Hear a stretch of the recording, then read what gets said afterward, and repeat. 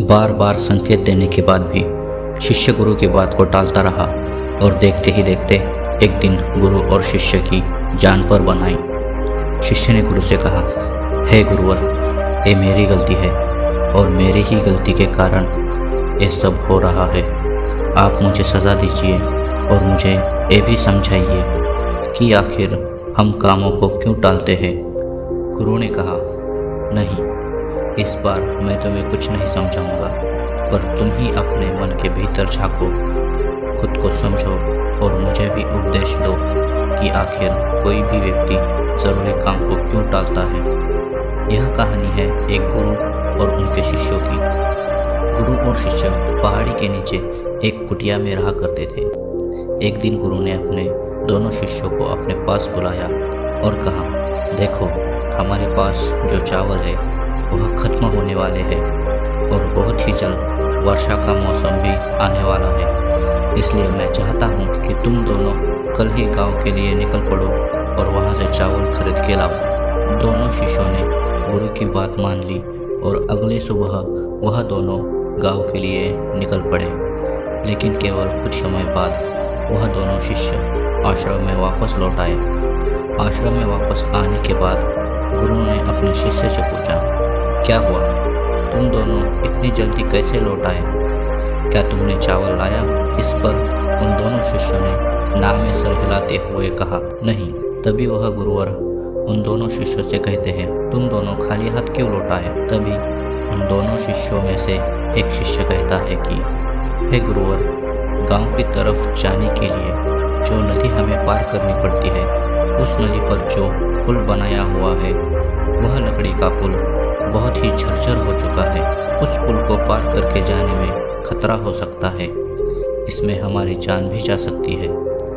तभी वह गुरु कहते हैं कि क्या तुम किसी और रास्ते से गांव की ओर नहीं जा सकते थे?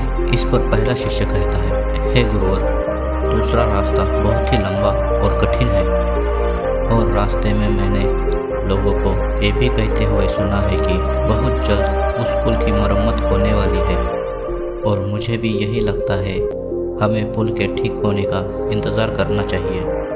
पहले शिष्य का जवाब सुनकर उन गुरु ने अपने दूसरे शिष्य की ओर देखा।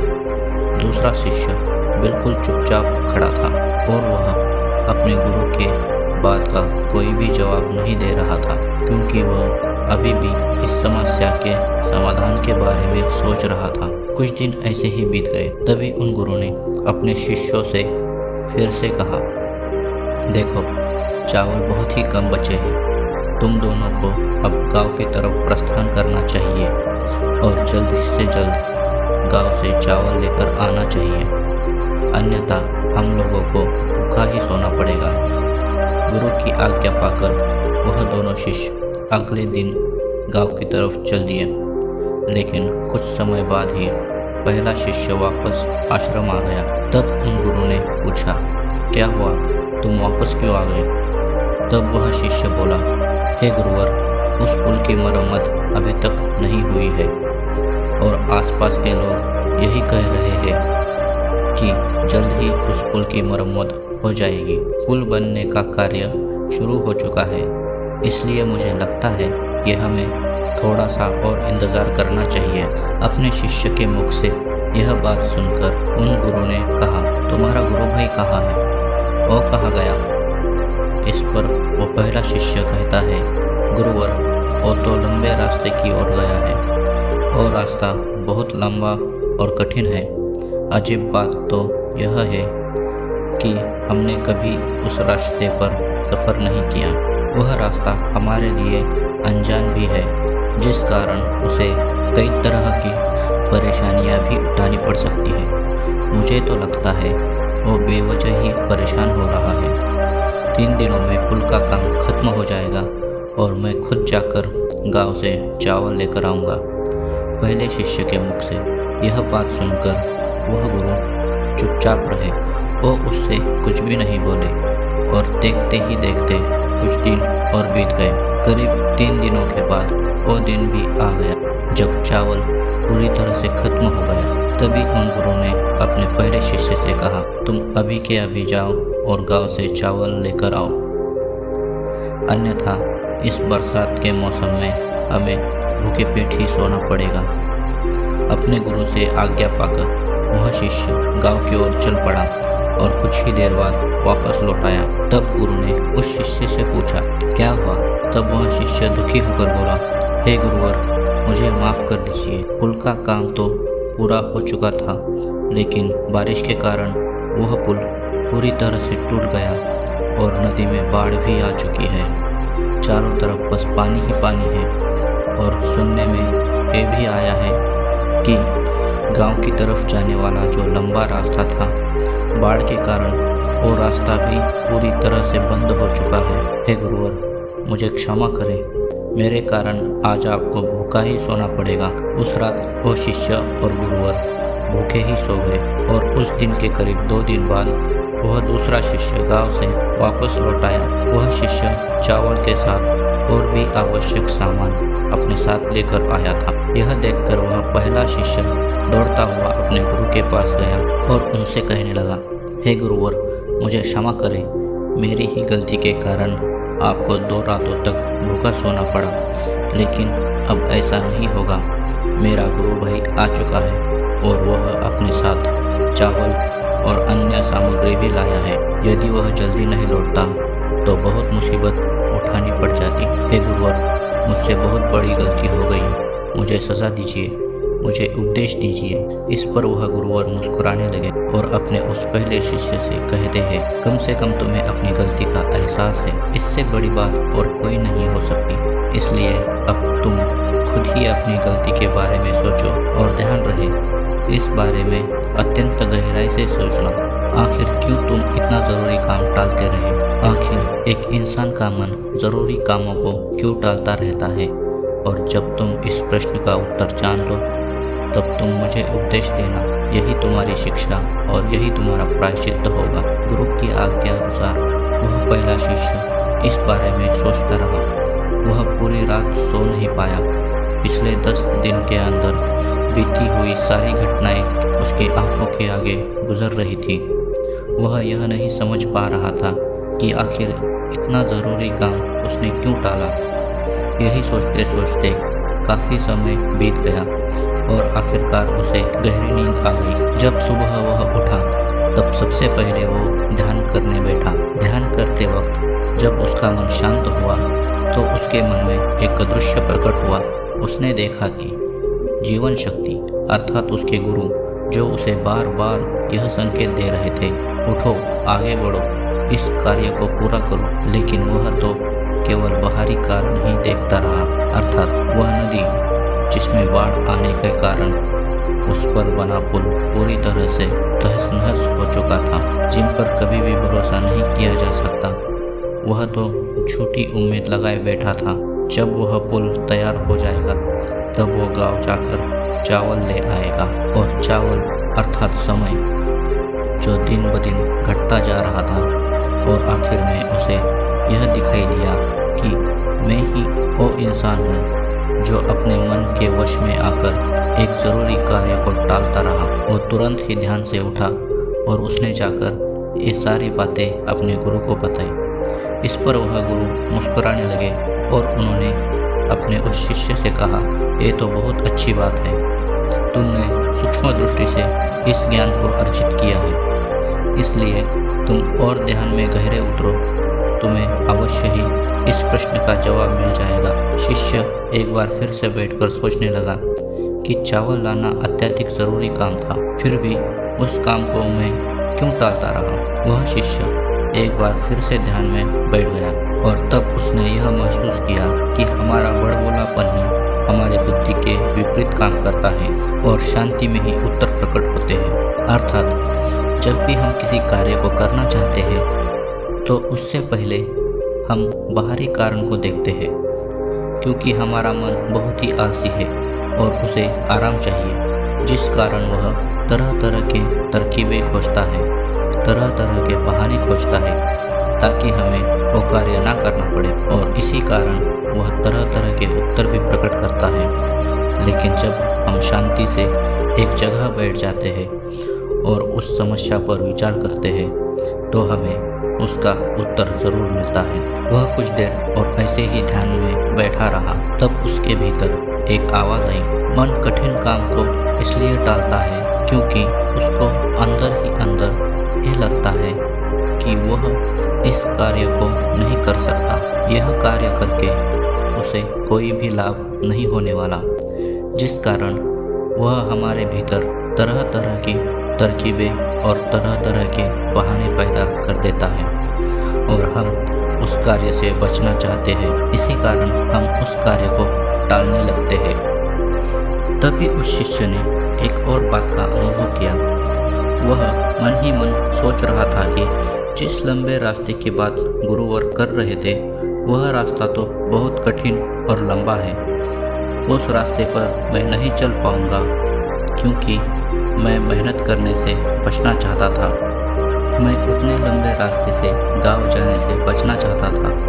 कुछ देर और शांत रहने के बाद वो शिष्य अपने आप से ही कहता है, शायद उस रास्ते पर उस जंगल से भी मुझे डर लगता था जहाँ पर चोर और जंगली जानवर रहते हैं। इसी कारण मेरा मन कम जोखिम वाले रास्ते को अपनाना चाहता था, अर्थात वह पुल, और इसी कारण मैं उस पुल के बनने का इंतज़ार कर रहा था। तभी उसे इस बात का एहसास हुआ कि काम टालने के पीछे जो डर होता है वह हमारे मन में छुपा होता है। ध्यान में और गहराई में उतरने की वजह से उस शिष्य ने एक और दृश्य देखा। उसने देखा कि जो कम जोखिम वाला रास्ता था, अर्थात वह पुल जो सफ़र शुरू होने से पहले तो दिखता है, इससे हमें यह एहसास होता है कि हम बहुत जल्द ही कार्य को पूरा कर लेंगे। यह कार्य इस पुल के द्वारा बहुत आसान हो जाएगा, लेकिन वास्तविकता में वह पुल हमारे डर का ही एक प्रतिबिंब है। इसका अर्थ है हमें खुद पर ही शक है। हम खुद पर ही विश्वास नहीं कर पाते कि हम लंबे रास्ते को भी तय कर सकते हैं और अपनी मंजिल पा सकते हैं। वास्तविकता में यदि आप इसकी गहराई तक जाएंगे तो आपको एक ही जवाब मिलेगा कि कोई भी व्यक्ति किसी भी काम को नहीं टालता, बल्कि एक व्यक्ति खुद को आगे बढ़ने से रोकता है, नए सफ़र पर जाने से रोकता है, खुद को नई मंजिल पाने से रोकता है। यदि आप भी चाहते हैं कि आप भी छोटे रास्ते से आगे बढ़ सकें, तो यह आपको केवल अनुभव और आपकी बुद्धि के कारण ही मिल पाएगा। हमारी बुद्धि और अनुभव ही वह पुल है जो हमारे सामने आसान रास्ता बनकर प्रकट होते हैं। इतना कुछ जानने के बाद वह शिष्य बहुत प्रसन्न हुआ, लेकिन इस बार वह अपने गुरु के पास नहीं गया, बल्कि उसने अपने आप से ही एक सवाल किया कि आखिर इस डर के बारे में मैंने पहले क्यों नहीं सोचा। जब मैं उतने ज़रूरी काम को टाल रहा था तब मैंने अपनी इस गलती का एहसास क्यों नहीं किया। तभी उसके भीतर एक और आवाज़ आई और वह यह कह रही थी, यह तो मन के शांत होने पर ही संभव है, क्योंकि जब हमारा मन शांत नहीं होता तब हम किसी भी प्रकार का निर्णय नहीं ले पाते।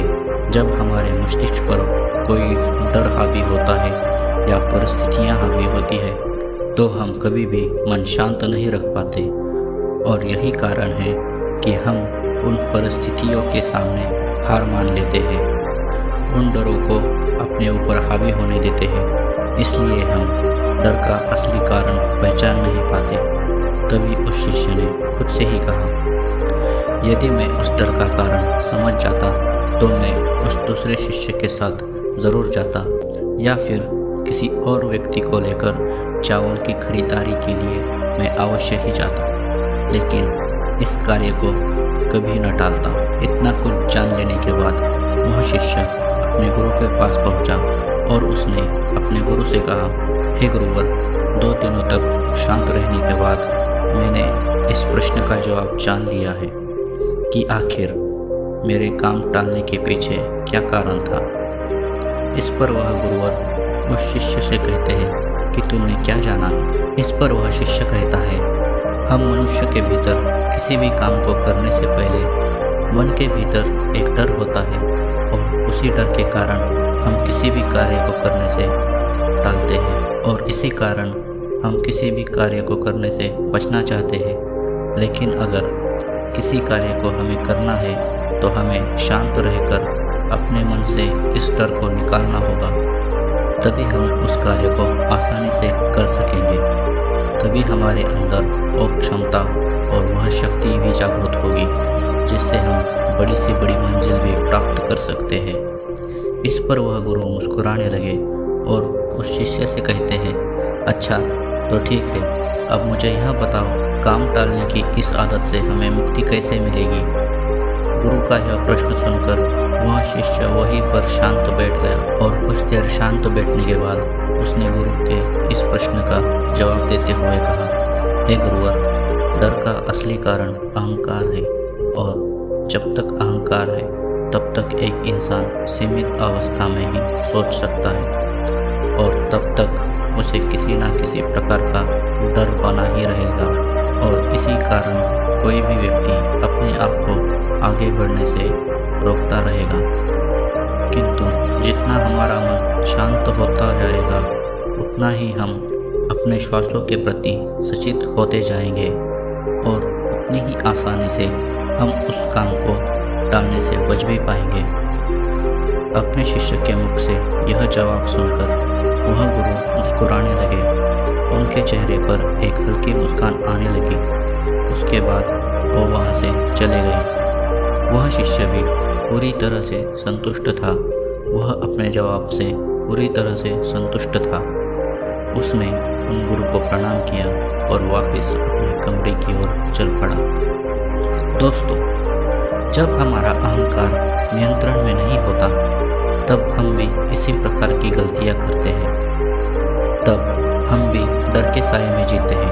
और यदि आप भी इस डर से निकलना चाहते हैं, अपने आप को इस डर से मुक्त करना चाहते हैं और बड़े से बड़े लक्ष्य को प्राप्त करना चाहते हो, तो अपने मन को शांत करके उस डर पर काबू पाना सीख लो।